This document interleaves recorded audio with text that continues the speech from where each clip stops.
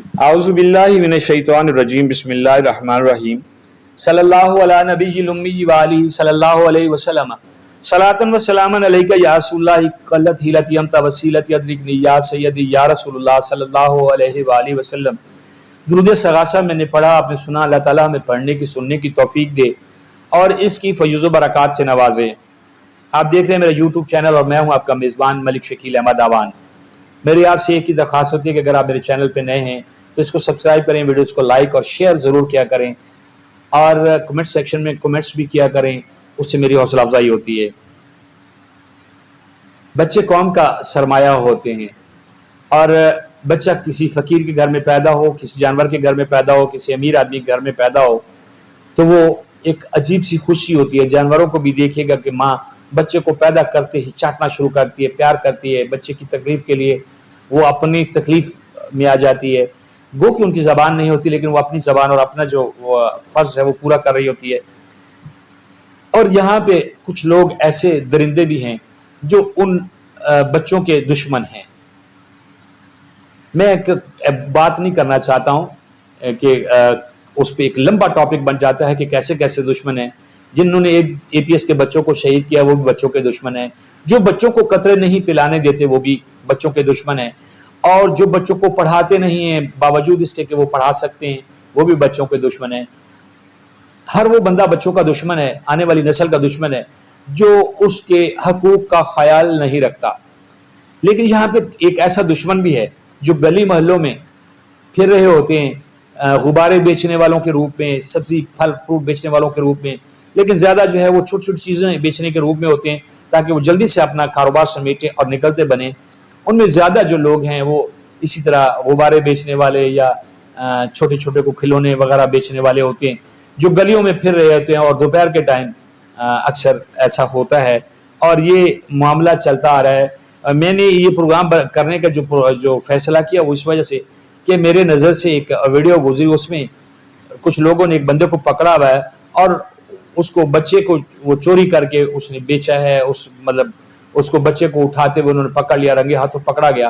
اس کو مقامی لوگوں نے ذوالعقوب کیا اور اسے پوچھا تو اس نے بتایا کہ میں بچے فلاں فلاں لوگوں کو بیچتا ہوں، اور اس سے جب پوچھا گیا تو اس خنزیر نے کہا کہ میں 5,000 روپیہ لیتا ہوں بچہ بیچنے کا، اور اب تک جو وہ ابتدا میں مانا ہے لوگوں کے ہاتھوں میں، پولیس میں ابھی تک نہیں پہنچا تھا وہ، تو وہ کہتا کہ میں 5,000 میں بچہ بیچتا ہوں اور اب تک میں 5 بچے اٹھا کے بیچ چکا ہوں۔ 5 بیچے ہوں، 1 بیچا ہو، 1 اٹھایا ہو، 5 اٹھائے ہوں، وہ فرمان نبوت ہے نا کہ جس نے ایک انسان کو قتل کیا گویا اس نے پوری انسانیت کا قتل کیا۔ 1 بچہ اٹھا لیا، اس سے سارے بچے ہی اٹھا لیے۔ اس ماں کی جو گود اجڑ گئی، اس کا دنیا جو ہے، اس کا جو سارا نظام ہے وہ برباد ہو جاتا ہے، اس کا سکون ختم ہو جاتا ہے۔ ماں بچے کے لیے ساری زندگی تڑپتی رہ جاتی ہے اور یہ یادیں رہ جاتی ہیں۔ والدین، بہن بھائی، اہل محلہ سب لوگ بھول جاتے ہیں لیکن ماں نہیں بھولتی ہے۔ ماں کے لیے یہ درد بہت بڑا درد ہوتا ہے۔ وہ ایک شاعر نے کہا بھی ہے نا، شاید میں پہلے بھی آپ کو یہ شعر سنا چکا ہوں، شاید میرا غلط بھی ہو، میں نے یہ شعر جو ہے وہ ایک جگہ پڑھا تھا۔ وہ کہتا ہے کہ کوئی تو ہو جمال آشوں سے لپٹ کے رونے والا، کوئی تو ہو جمال آشوں سے لپٹ کے رونے والا، اسی لیے تو وہ بیٹوں کو مائیں دیتا ہے۔ یقین کرے ماں کا، کبھی آپ کسی جوان بچے کی، بیٹے کی میت پہ دیکھیے گا جس طرح ماں روتی ہے، جس طرح ماں چیختی ہے، جس طرح ماں کا کلیجہ پھٹتا ہے، اتنا دکھ درد کوئی دیگر رشتہ۔ بیٹی بہت پیاری ہوتی ہے، بیوی ہوتی ہے، بہن بہت پیاری ہوتی ہے، سارے رشتے پیار کے ہوتے ہیں، لیکن جس طرح ماں روتی ہے،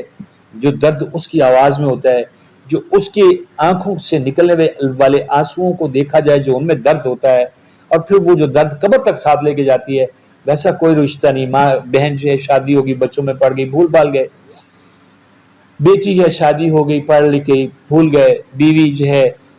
دوسری شادی کر لی، نہیں تو وہ بھی بچوں کے چکر میں بھول گئی، لیکن ماں کبھی نہیں بھولتی۔ تو یہ جو ایسے مکروہ چہرے ہیں ان کا خیال رکھنا ہوگا، اور بالخصوص جب گرمیوں کا موسم ہوتا ہے، دوپہر کا ٹائم ہوتا ہے، تو اپنے بچوں کو جو ہے وہ باہر نکلنے سے روکیں، ان پہ نظر رکھیں، کیونکہ اس وقت گلیاں سنسان ہوتی ہیں